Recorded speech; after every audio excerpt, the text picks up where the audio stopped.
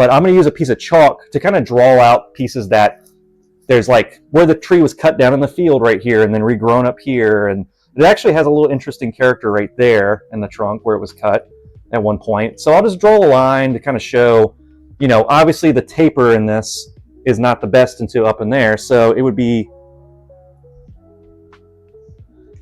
carved like that.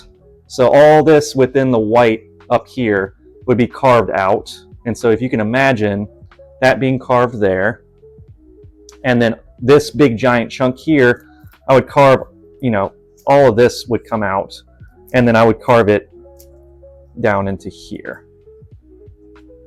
So all of that would come out. And it might even result in this branch here coming off, but I kind of like branches that are close together. And when you do a carving on a deciduous tree like this, it's good to use what we call bulk, or just like the meat of some of these branch systems, to kind of help make that look a little bit more naturalistic. So when you make a hollow and deciduous tree like this, it's challenging because typically it's against the norm or what's acceptable in Japanese bonsai aesthetics. So over here in the States, we tend to like to do a lot of carving.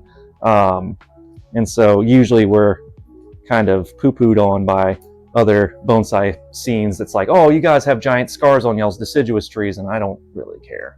It's just the way it's the way that the culture is here.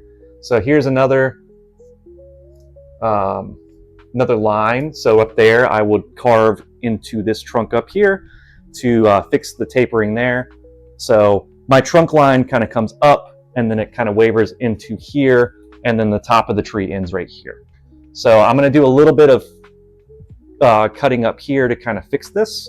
But to start, I'm just going to trim off stuff that I don't think is necessary for this tree's shape.